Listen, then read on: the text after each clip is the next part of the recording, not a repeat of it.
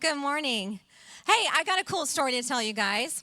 I met Misty and Brad a really long time ago, and I want to tell you that story. In 2006, I met Pastor Brad and Misty. I was about to go back to the workforce. My youngest son was 1 year old, and I was a stay-at-home mom, and I had to go back to work. And Pastor Brad and Misty, they had just stepped out to plant their church, and they had started a daycare in the area to kind of get to know some of the families, kind of build community with some of the families in the area. And then I think, they had four little kids. And so I think it was just, the smartest thing to do. Is the best way to save money is just to start a daycare of their own, right? Because, daycare costs a lot of money. And so it just kind of worked out. And so Promised Land Daycare was super highly recommended. And so I thought, okay, well, I'll give it a shot. And so Turkey Ford told me, they said, okay, so just go down this road and you're going to pull into the left. I mean, you can't miss it. And of course, I missed it because I wasn't looking for a trailer house in the middle of the field. See, back then, none of this existed. It was just like a trailer house and the old farmhouse. And so literally, I went right by it, and I was like, dang. And so I reluctantly turned around, and I creeped in slowly and pulled into the parking lot, and I thought, oh, this is sketch. This is weird. And so I, pulled in and did what the safe mom does. I left the kids safely in the car with the car running. And then I walked up to the door to scope it out. And so I walked up to the door and knocked on the door. And then, of course, Pastor Brad opened the door. And, he was folding a towel. He was doing some chores. So he just was whipping out this towel. And he's like, hey, good morning. He said, are you here for the daycare? And I thought, oh my gosh, this is sketch, and I was thinking, yeah, and so anyway, he's folding this towel, and like the mental image that I had in my head is like he was wearing this blue apron that had like this ruffle collar around it, and like that was the mental image that is still plugged into my mind to this day. And like Misty and Brad and I go back and forth on whether or not they really ever owned a blue apron, but I promise you it was burned into my mind, and so now it's going to be burned into yours, and so you're welcome. But so Pastor Brad, he was just folding this towel, and he was like, hey, come on in, tell me about your kids. And I thought, here we go, okay. And so I stepped in, and I was telling him about my kids, and then I, was engaging in conversation. I thought, wait a minute, where's your wife? And so he said, he was like, oh, she's driving a bus, she'll be back later. And I was like, oh, this is way sketch. This is so sketchy. And I was thinking, oh my goodness. And so I was looking at my watch and going, I gotta be at work, and okay. And as weird as it sounds, I went out and got my kids, and I took them in, and I left them because I was thinking, okay, well, he's a pastor, okay? Number one, he's a pastor, and my boys really needed a good role model, so I thought, it'll be fine. We'll try it one time. I know, sketch, right? So I left him, and, that really was the day that our lives began to change. Because our kids loved the daycare. It turned into be a day camp, and they absolutely loved it. But that was the day that Misty and Brad started praying for me that I would be saved. Now, fast forward in my story, I found myself in a movie theater a few years later, and I was trying to help them find Jesus because obviously they needed it. And so I was there, and just like in the movie, I just really got engaged towards the end of the movie, and I just felt like something was going on, and I just noticed that, man, I would never really surrender like that. Like I had things that I just knew that I had not really given to God. And I don't know what happened, but something came over me, and tears flowing down my face. I got wrapped up in all of these emotions, and it was just, now I know it was God's presence, but God got a hold of me, and he completely changed my life in the middle of a movie theater. And I was never the same after that. I mean, it was radically different. God completely rocked my world, changed my life. It was crazy. And what ended up happening is it wasn't too much long after that unfortunately I was going through the most horrible season in my life. I was going through a really hard, messy divorce. And if you guys know what divorce is like, it's horrible. It's absolutely horrible. And I had never been away from the kids before, and I literally felt like I could not breathe. And so my first thought was, I called Misty and Brad. And with everything within them, they resisted the urge to push away from me because it was going to take their time and it was going to take energy and two things that they probably didn't have a lot of when you're starting a daycare and planting a church. But they resisted the urge to push away from me, and instead they pulled me in. So I'm Brandy Keith, and I'm the life group pastor here at MMC. And if I haven't got the privilege of meeting you, good morning. Good morning. It's great to see you guys. But I'm going to tell you what. You know what? We were never designed to do life on our own. And you know what? Sometimes we need other believers who are going to step out of their comfort zones, going to step out of their boxes, and not be afraid of the mess and get involved and make a difference in people's lives. We were not created to do this life on our own. And you know what? There is connection. There is protection, and there is growth when you are surrounded and doing life with God's people, God's way. Amen? We're in a message series called Time to Shine, and I have just kind of marked this as we are stronger together. Can you say that?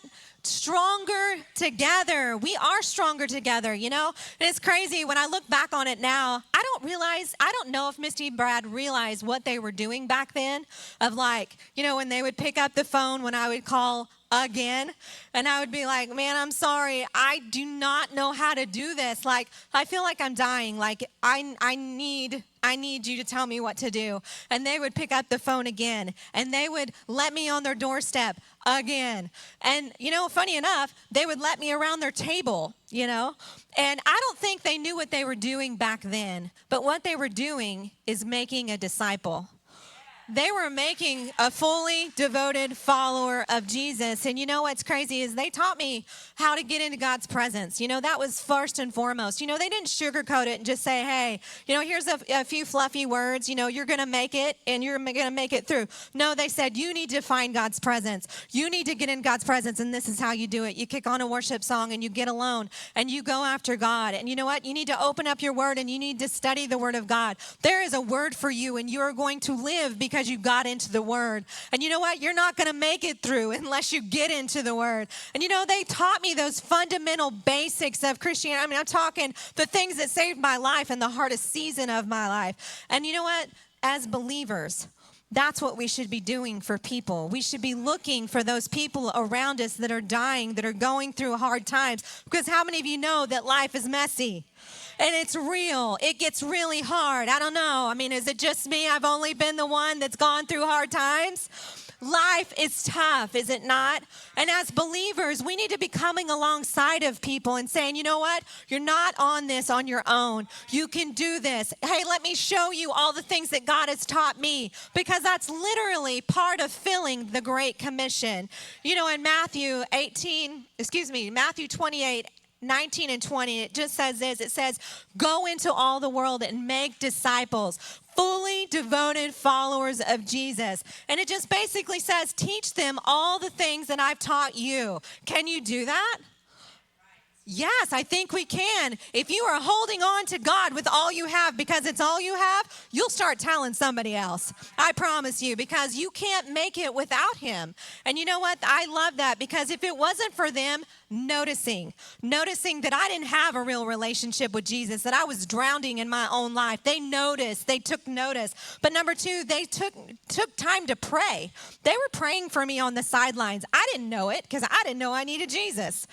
But they knew, and they were praying for me. But number three, when I did give my life to Jesus, they didn't bolt away from me. No, they pulled me in. They made time for me. They made time to walk alongside of me and do life with me, because that's what I needed. I didn't know how to do this life God's way. I'd seen the way that the world did it, and I'd messed it up real good. But you know what? I didn't know. I didn't have the foundation. And they coming alongside of me and showing me how to do life God's way. Guys, if it wasn't for them, I wouldn't be standing here talking to you today. And you know what? That's the same opportunity that we have in other people's lives. And that's the whole idea behind life groups. So you ask yourselves, why life groups? Why should I care? Well, I'm just telling you, this is how God designed us to grow. This is God's design plan for you to grow. See, on Sunday morning, we have this awesome opportunity to come in collectively and worship together as a community. We get together and raise our hands, and we are feeling the presence of God in here. And you know what? The pastors, they give us a ready word. They give us the word. Okay? And you know, oftentimes when we look in the Bible, the word is represented by bread because Jesus was the bread of life. And you know what? The fact that you keep coming back over and over again tells me a lot about you because it means that you need the word that's being given out. But it's because you need Jesus. We need Jesus every single day. And you know what? The word that's going out on Sunday is specific. It's a word that God has planted in the pastor's heart and says, guys, this is what I want you to teach the people because this is what's going to sustain them this week. This is what they need to focus on. So on Sundays, we get the bread, okay? But that's not the end of the story, guys. We don't walk away and leave the bread on the table because how many of you would love to leave your groceries on the table and never eat for the whole week and you're just walking away? That's not where it stops. What is meant to happen is you're supposed to take this word throughout your week. You're supposed to make notes, and if you're not taking notes, you should be. You're supposed to make notes and take those, and then you're supposed to take them and pull it apart. You're supposed to dive into God's words and figure out what it means to you. And you break it apart all week long, and you're like, I think that's what they meant about that. And I think that's how I apply that to my life. The word was never meant to just stay on the table, not to stay in this church, but it was supposed to be lived out and applied to your life all throughout the week. And you know, that's what the midweek is designed for. You know, on Sundays, we come and go. This is super fast. It's awesome. I'm all in, but it's quick. And you know what? You don't really have time to ask questions. You don't have times to build community or be like, man, I'm drowning. You know, you don't really have time for those conversations. But that's what the midweek is designed for. Across the campus, midweek is designed for you to come in smaller groups so that you can get to know one another, so you can actually have a conversation together and you can do life together. That's when you can start breaking down the word into small, bite-sized pieces, and you begin to take it and eat it and digest. And you know what? Without the midweek, we would hardly get to grow together, right? And what I love about it is there's always an awesome word on Sunday, but I'm telling you what happens on the midweek. What happens on midweek is you start to get a rhema word. Now, a rhema word is a battle-ready word. Because guess what? When we walk out of this room, life hits us square between the eyes, does it not? I mean, seriously, we walk out of this room and there's some real things that happen in our life. We've got cancer. We've got doctor's reports. We've got medical issues. We've got bills. We got babies, you know, that's having issues at school. We've got real life scenarios and you're thinking, God, where are you? That's where the battle-ready word comes in. That's where the rhema word comes in. You know, the word was not just meant for Sunday. It was meant to break it apart and apply to your situation this week. And that's why you need that rhema word, that battle-ready word. And a lot of times, you know, we find that in community. You know, there's a lot of times when I've been sitting in a group and I'll be like, just listening to what the people are saying, and I'm like, oh, dang, this is so encouraging. I'm not the only one that's struggling here, you know? I'm not the only one that's an idiot. Hello, you know? And it's just a season. It's going to pass, and it's just comforting, you know? It's like we come alongside of each other, and we're like, dang, I'm so glad you said that. I needed to hear that, you know? Like, I was so struggling, you know? And sometimes you get those words only when you're connected together in community and you're doing life together. And so often we can get stuck in some seasons of our life, you know, because we don't know what God has next. That's because we don't have the rhema word. We don't have that battle-ready word that we need to hold on to with all of our life. A rhema word is this. It's a personal word for you. It's where the word becomes personal, that God is speaking it to you. He's like, Gideon, you know what? You've got this, okay? You may not feel equipped. You may not feel called yet, but go in the strength that you have. You got this. And that's like God personally speaking to you. And he says, and the rhema word is that personal word for a particular situation. It's a right-on-time word, and it strengthens you, and it supplies you with exactly what you need at just the right time. Have you ever experienced that before in a group? I'm telling you what, that is what it's all about. See, the enemy's job is to isolate you, but God's job is to bring you together and do life together. And that's the whole idea behind life groups. Life groups is made for you to connect with one another, to build relationships, but also to grow and to mature. Say mature. We can't keep drinking the milk. We got to get on the steak. How many of you like some steak? We got to get into the rhema words. We got to figure out what God's word means for ourselves. We can't walk out of here and be like everybody else in the world. We've got to have some meat, something we can chew on. You know, give me something that I can feed on. We got to have that word. And that time that we come together, it's koinonia. And the early church had this down really, really well. They participated with each other. That word koinonia means participation or fellowship. And in our terms today, it would just be community. They did life together. And you know what? When we think about the early church, sometimes we write it off and say, you know what? They gathered together and they broke bread and they ate dinner and stuff. It's because they had way more time. You know, I don't really think that's what it was. Because if you go back and you look at the early church, they were running for their lives. They were being heavily persecuted. They were like looked down on for being Christians. They were being searched out and killed for their faith. So when they were gathering together, it wasn't because it was easy. It was because they needed it. It was the substance that was going to save their life. They needed a ready word. They needed to get together in community and say, are you making it? Because I feel like I'm dying. No, I think we're making it, Bob. Okay, good. Okay. We're doing this together. And sometimes you just need encouragement. You know, sometimes you just need somebody to stand you in the face and say, you got this. We're in this together. Don't quit. You're not going to die. You're going to make it. We're going to go over the scriptures together. And that's what the early church did. But you know what happened in the early church that blew my mind? When regular people started getting together often, it started changing the world. It started changing the world. Guys, we know about them, and it started changing the world when they just started gathering together. And guys, that's the same power we have today. You know, without spiritual growth, without us getting into community, without us getting that ready rhema word, that battle-ready word, guys, we live like the world. We have the same outlook as the world. We have the same glasses as the world on. We got to change our mindset, guys. I don't know about you, but the world's getting dark. It's always been a pretty muddy place, but I'm telling you what, it's getting pretty dark out there. And this is our opportunity to shine the light of Jesus like never before.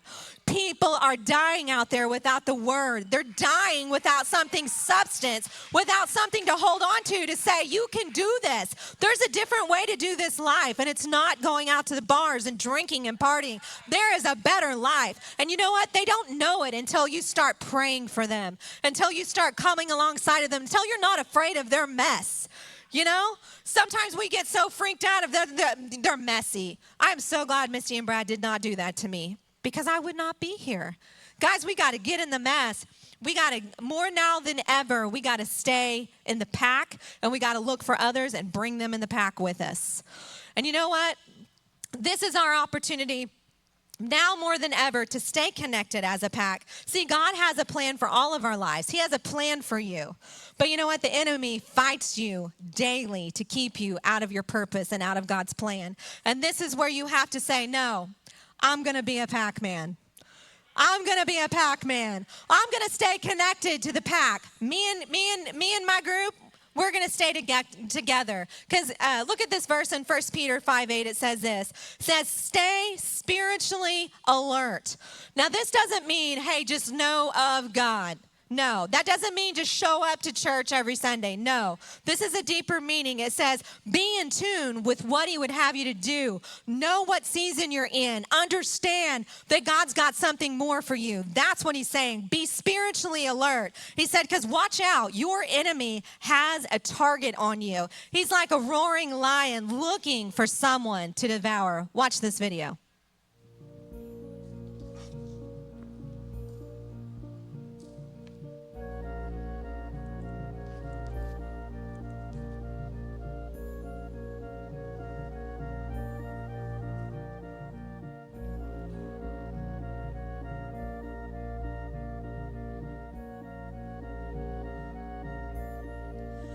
Now, what freaks me out about this video is this literally describes this verse so well. This lion is crouched down, watching, eerily watching you for a really long time. He is like taking notice of your every move. He is crouching and he's getting closer and he's getting closer and he's watching. He's just waiting to see if you're going to go away from the pack, because he's waiting for his opportune time where you're all by yourself, where you're isolated, so he can attack. But I want to tell you something. You are safer in the pack. You are safer when you're gathered around God-fearing believers who are going in the same direction you are. When you're surrounded on all sides, they're going to be praying for you. They're going to be standing up and encouraging you. They're not going to leave you off on the wayside. They're going to be right there in the trenches with you. That's why we do life together. We're better and we're stronger together. 1 Peter 5:9 says this. It says, stand firm against him and be strong in your faith. You're going to have to grow in your faith. If you don't want your lunch eaten by the enemy, you're going to have to get up and you're going to have to get battle ready. That means you might have to get yourself connected to a group. And you know what? That's a little scary because it's going to take a little bit from you. It's a little nerve-wracking to get to know new people, right? It takes a little courage. It's a little risky to open yourself up to new people, right? Can I get an amen? I mean, come on. Let's be real here. But God is building your squad. Take a look at this.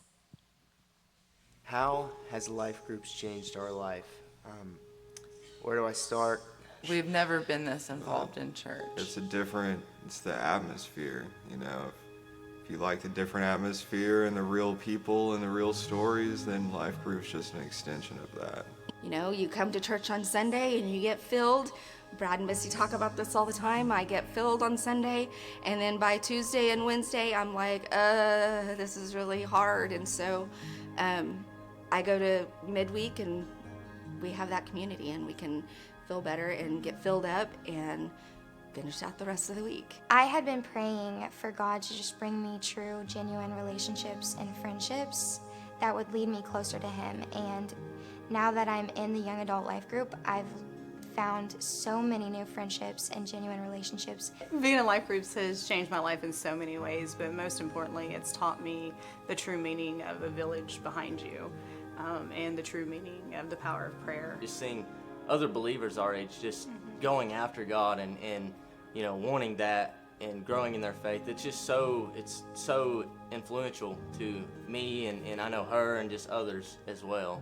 It's a judgment-free zone where we all get together, discuss what's going on in our lives, and really get different perspectives of sermons on Sundays. They're the type of friendships that are going to be there for you when times get tough, to celebrate with you, have fun with. They're in the same season of life as I am. They have the same morals that I have. They inspire me to be better. Just coming to this church in general has changed my life completely. The first time I went to a life group, I didn't know really what to expect, and I was a little nervous because I've got some anxiety, and just being in a room full of people, you didn't really know what to expect. But man, what it does for you, what it does for other people, connecting with people, having that support system, it's insane. I don't have friends out here. I'm from Tulsa. So when I started coming to church and going to life group, it's amazing, the amazing people I have met. For me, there's been a lot of times when I get off work and I'm just really, really tired, and I have a community of people saying, no, get here. We need you here and we want you here. And that happened a couple of times. I had a long day and I didn't want to go to life group. I didn't really want to do anything. And Stacy texted me. She didn't know I was even struggling. She texted me and she's like, hey, where are you at? And I immediately just went ahead and drove there, and it made me feel good. It made me feel like I had support. It made me feel like I had people that actually cared. I hate to say that I was just so used to going to church on Sunday and closing the journal and keeping it closed until next Sunday. Life Groups has given us the opportunity to reopen that journal on Monday, to take notes, to take a deeper dive into the scripture on Monday, to get ready for the conversation you're going to have on Tuesday, and then to go in on Tuesday, have that meaningful conversation, give your interpretation while also receiving multiple interpretations from other people and different perspectives. Life groups has made a huge impact on my life because I'm from 3 hours away. When I moved here, I didn't know anybody. And so I was praying for friendship, and this was a big answered prayer for me because that's what God did. He brought all of this friendship into our life, especially even better because they're all our age. And especially people going through the same things in life as us makes a huge difference too. And it's been amazing for us. I literally feel like I've known these girls forever, and I've only known them for 3 to 4 months. We hang out all the time outside of church. We play pickleball. We have Bible studies. We talk about God. No matter what we're doing, He always gets brought up, and we just help each other grow and just build lifelong relationships with God. And I cannot imagine my life without them. I just don't know what I would do without this church and life group, where I would be. My life has changed this last year since going to life group. I'm sober now, and I'm going to stay sober, and I know I've got these people standing right next to me, there for me whenever I need them.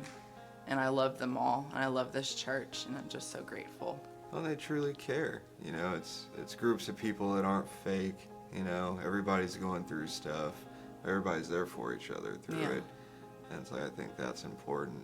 We went through a really, really dark, and I do mean dark, point in our life, in our marriage.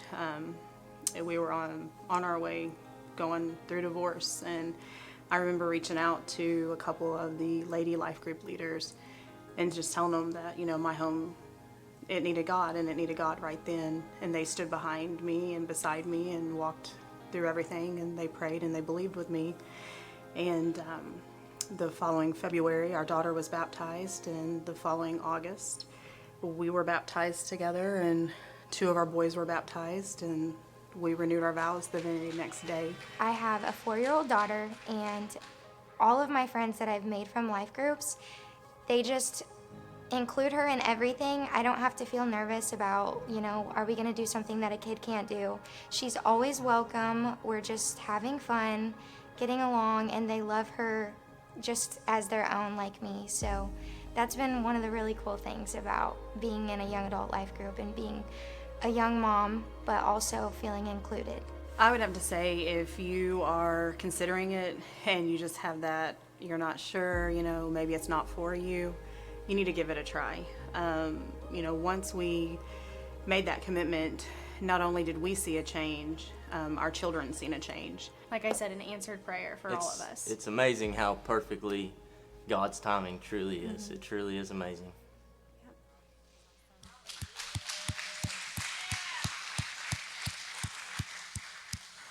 What I loved about that video is it's like the common theme is like, my family doesn't live near here. And I love that because I feel like that's what God does. He just picks us up and He drops us into a family. And we're family. And that's really what I feel like Mr. Brad did for me more than anything, is that I literally had nobody. I was trying to get away from, you know, the old life, and like literally God dropped me in their family. And they took me in and they showed me how to do life. And you know what? That's the same opportunity that you have, you know, but that's also the same opportunity that you get to share with someone else. And so this morning, I want to encourage you, if you're not involved in a group, I want to ask you, why not? Why not? There's either you're going to benefit from it or somebody else is going to benefit from you being there. Guys, we are stronger and we're better together. We need to do life together. So I'd encourage you, just like Sally said, give it a shot. Give us one try. Come and hang out with us this week. Get connected to a group. And if you're not sure how to sign up, just come on and we'll get you into a group. We also have online groups that you can get connected with. But I want to talk to you for just a minute. If you will just close your eyes, I want you to just think about some of the things that I've said. You know, guys, we really are in a dark world. And you know what? The fact is Jesus is coming back. He is going to split the sky wide open one day, and He is going to come back for those who know Him in a real and life-changing way. And this morning, if you have been hearing me speak and you don't really know what I'm talking about, maybe you have come to church, but you don't really know Jesus in that real way. And I'm talking about that you talk to him and he talks to you. Maybe you've tried, maybe you know of God, but he's not real to you. There's something missing. I just want to encourage you this morning. I know what you mean. I've been there, and I'm telling you what, God has brought you here more than you know, just to ask you, would you surrender to him? He is here, and he is calling your name, and he just wants you, at this moment, just slip up your hand and just tell me, hey, be praying for me. I want to be that one to give my life to Jesus this morning. If you're in this room and you don't know Jesus for real, go ahead and slip up your hand so I can be praying for you. Thank you. Thanks. You know, a couple people from the first service made that decision, a couple people from in here. And here's what we're going to do. You know what? Nobody walks in this life alone, not in this church. So we're going to say a simple prayer together. And if this was you and you really want to know Jesus in a real way, just say, Dear Jesus, thank you for bringing me here. God, I have sinned. I've done wrong things against you. I've rebelled against you.